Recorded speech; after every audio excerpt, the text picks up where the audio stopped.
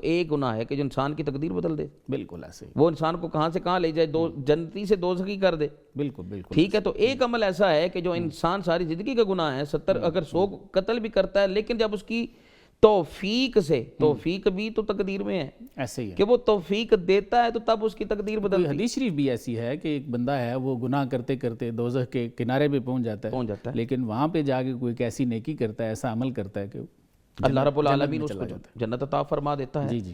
اسی طرح بھی ہے, لیکن اس کے بعد کے اعمال بھی ہیں, جانے کے بعد بھی دنیا کے بعد کیا ہے, اس کا سلسلہ بدل سکتا ہے. صحیح. ایک انسان کا جنت میں درجہ بلند ہوا, فرمایا وہ کیا ہے, فرمایا اولاد نے اچھا کام کیا تھا, اللہ نے اس کا درجہ بدلا. علامہ صاحب یہ ارشاد فرمائیے کہ تقدیر, مبرم اور مولک, اس میں کیا فرق ہے؟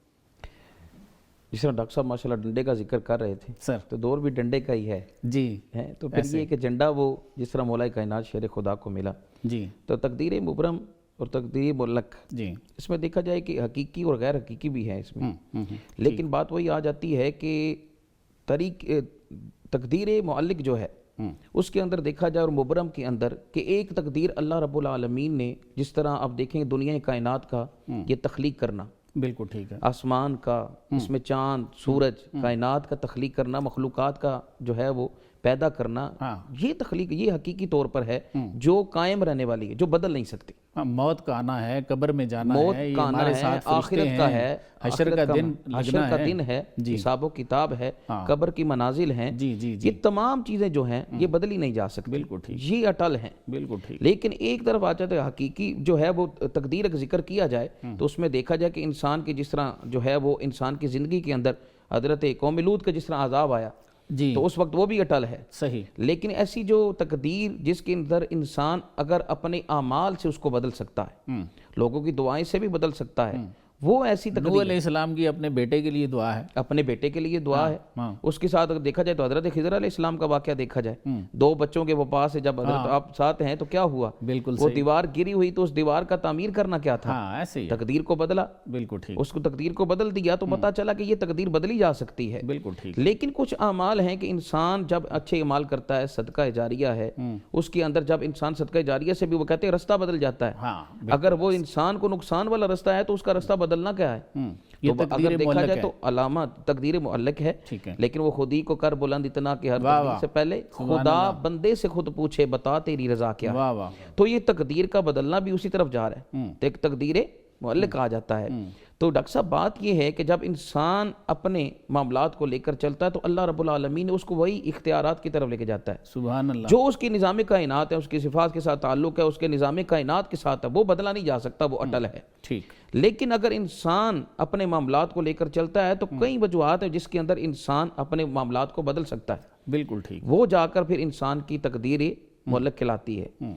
پھر جا کر انسان پھر سمجھ پاتا ہے کہ اگر دیکھا جائے تو پھر اپنے معاملات کو اس طرف لے کے جائے کہ جہاں پر انسان اپنی تقدیر کو بدلنے کے لیے بھی ایسے کام کرنا چاہے تو وہ کر سکتا ہے.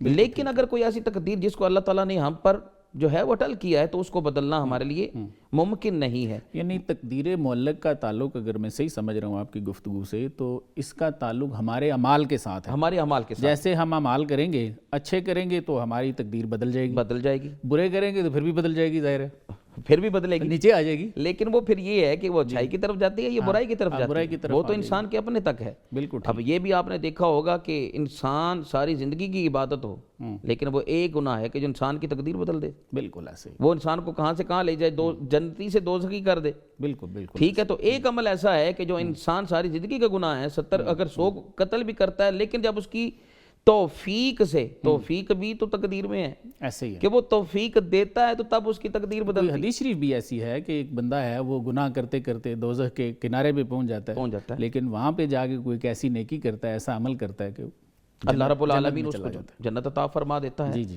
اسی طرح بھی ہے, لیکن اس کے بعد کے اعمال بھی ہیں, جانے کے بعد بھی دنیا کے بعد کیا ہے, اس کا سلسلہ بدل سکتا ہے. صحیح. ایک انسان کا جنت میں درجہ بلند ہوا, فرمایا وہ کیا ہے, فرمایا اولاد نے اچھا کام کیا تھا, اللہ نے اس کا درجہ بدلا. اب ایک معنی میں تو وہ بھی ہے کہ بدل تو رہا ہے نظام, لیکن وہ کیسے بدل رہا ہے, وہ اس کے اعمال کے ساتھ ہی ہے کہ جب اس کی اعمال آگے چلتے ہیں تو نیک اولاد بھی ہے, علم نافع بھی ہے, یہ ایسی چیزیں ہیں کہ جو انسان کی تقدیر کو بدل سکتی ہیں. بالکل ٹھیک, بالکل ٹھیک.